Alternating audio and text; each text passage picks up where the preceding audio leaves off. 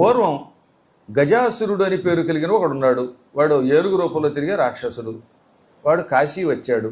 ఋషులు ఇక్కడ శివలింగాన్ని ఇసుకతో తయారు చేసి పూజిస్తూ ఉంటే వాళ్ళని చంపడానికి ప్రయత్నించాడు. శివలింగాన్ని భిన్నం చేయడానికి ప్రయత్నించాడు. అప్పుడు శివుడికి కోపం వచ్చి, నువ్వేమిట్రా భిన్నం చేసేది అని ఆ శివలింగాన్ని పగలగొట్టుకుని తానే బయటకు వచ్చి వాడిని చంపి, ఆ చచ్చేటప్పుడు వాడు కోరితే వాడి చర్మాన్ని ఏం చేశాడు, వస్త్రంగా ధరించాడు. కృత్తి అంటే చర్మం, వాసహ అంటే వస్త్రం.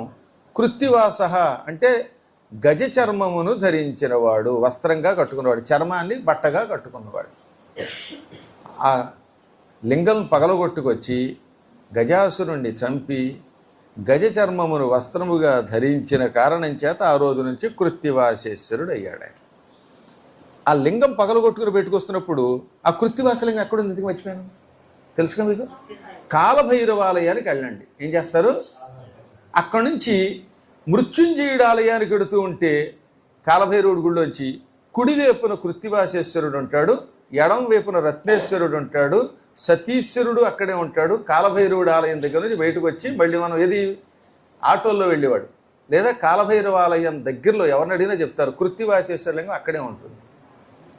ఆ లింగం పగిలినప్పుడు అందులో 4 ముక్కలు 4 దిక్కులకి మహాకాంతితో వెదజల్లబడ్డాయి. అందులో ఒక ముక్క విద్య, రెండవది విద్యేశ్వర, మూడవది రుద్ర, 4వది శివ అని పిలువబడ్డాయి. ఈ 4 లింగములయ్యాయి. అందులో విద్య అనే లింగం ఇది.